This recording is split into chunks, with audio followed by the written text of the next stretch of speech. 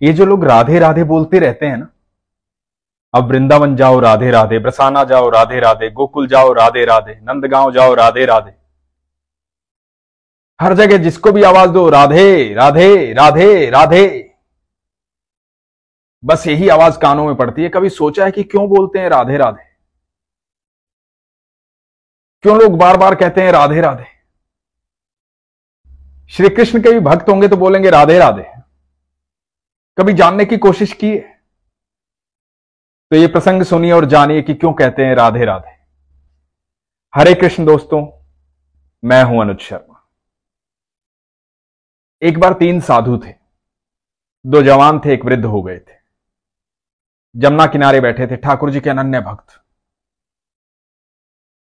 पूरी जिंदगी सिर्फ कृष्ण कृष्ण कृष्ण कृष्ण कृष्ण कृष्ण कहते हुए निकल गई थी वृद्ध साधु की। बाकी 2 साधु जवान थे, उनके शिष्य थे, लेकिन तीनों ही अनन्य भक्त थे। एक दिन मन में विचार आया कि सब राधे राधे कहते हैं, हम कभी राधा रानी के महल नहीं गए, बरसाना नहीं गए। बरसाना चलते हैं, जो भिक्षा में मिल जाता था उसी से जीवन यापन करते थे। सच्चे भक्त थे, किसी ने दे दिया तो खा लिया, किसी ने नहीं दिया तो कोई बात नहीं। अब बरसाना जाने की बात थी तो वृद्ध साधु ने कहा, हमने सुना है कि वो राधा रानी का महल है ना, ऊंचाई पर है, बहुत सीढ़ियां चढ़नी पड़ती हैं। मेरे अंदर इतनी हिम्मत नहीं है कि इतनी सीढ़ियां चढ़कर ऊपर जाऊं।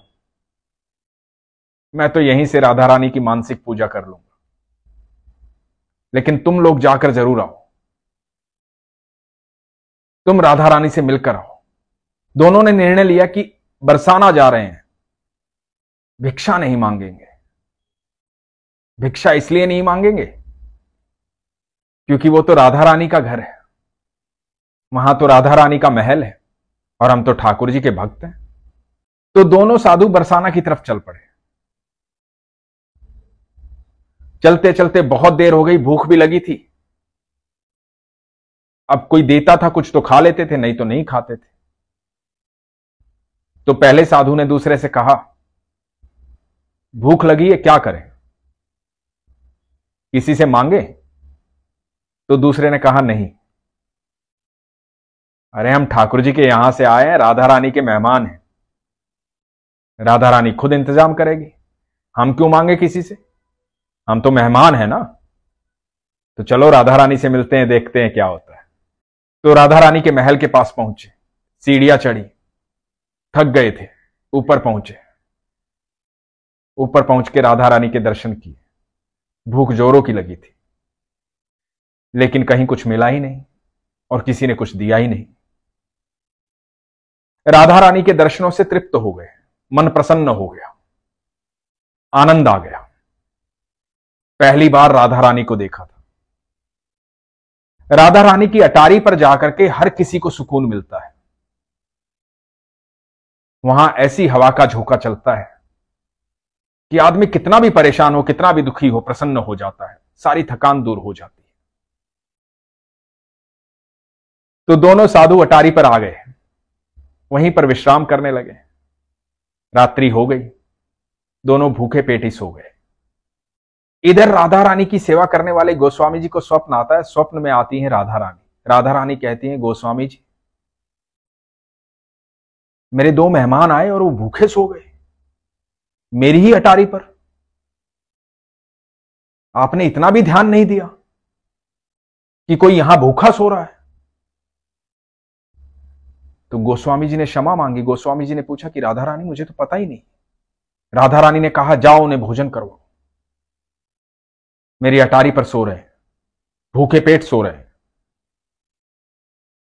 गोस्वामी जी हड़बड़ाकर उठे, अटारी पर पहुंचे, देखा 2 साधु सो रहे। दोनों साधुओं को उठाया, बोला, क्षमा चाहता हूं, आप राधा रानी के मेहमान हैं।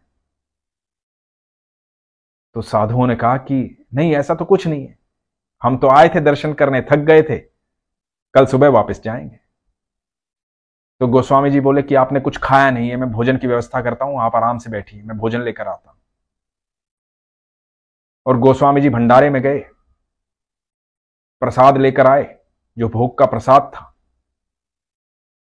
ला करके दोनों साधुओं को दिया। साधुओं ने भोजन किया, आत्मा तृप्त हो गई, मन प्रसन्न हो गया, राधे राधे बोलने लगे।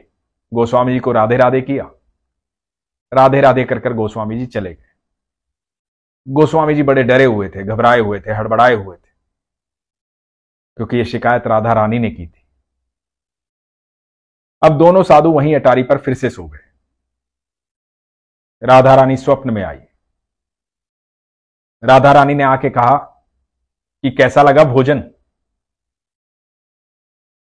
दोनों के स्वप्न में आई और दोनों ने ही कहा कि बहुत अच्छा लगा, आनंद आ गया।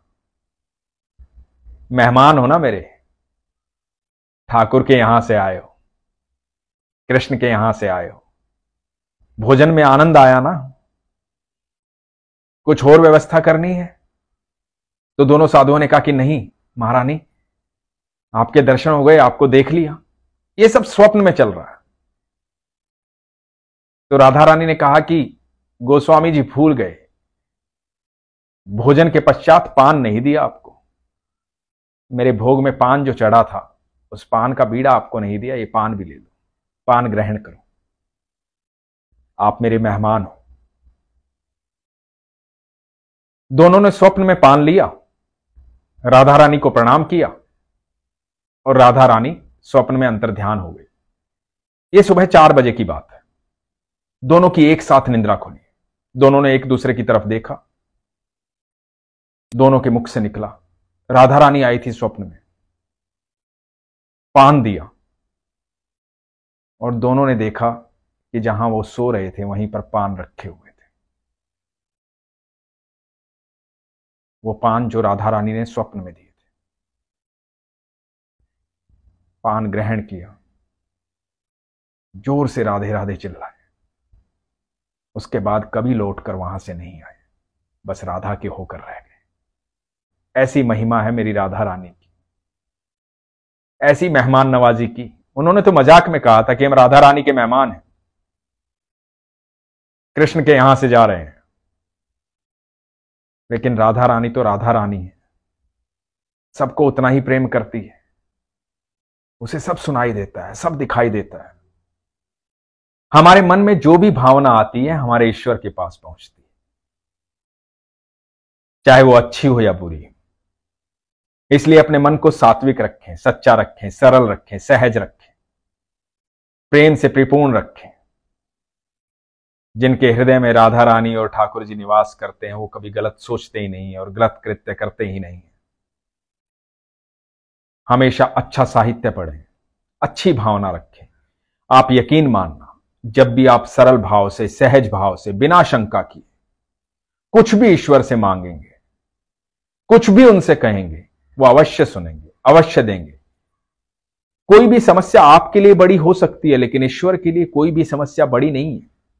उनके लिए वो पल भर का काम है, लेकिन आपका विश्वास होना चाहिए, शंका नहीं होनी चाहिए। और यकीन मानना, जो लोग ये कहते हैं ना कि मेरा कुछ हो नहीं रहा है, वो हमेशा शंका करते हैं। जो लोग ये कहते हैं ना मैं बहुत दुखी हूं, वो शंका करते हैं। जिन्हें विश्वास होता है उन्हें हमेशा यह लगता है कि मेरा ईश्वर मेरे साथ है, मैं दुखी हो भी कैसे सकता हूं। तो इसलिए कभी भी ये शब्द अपने मुंह से मत निकालिए कि मैं दुखी हूं। विश्वास रखिए, सब कुछ बेहतर होगा, सब कुछ अच्छा होगा। ईश्वर आपकी बात सुनते हैं, आपके साथ रहते हैं। इसलिए हमेशा अपने विश्वास को मजबूत रखिए, अपना ख्याल रखिए। हरे कृष्ण।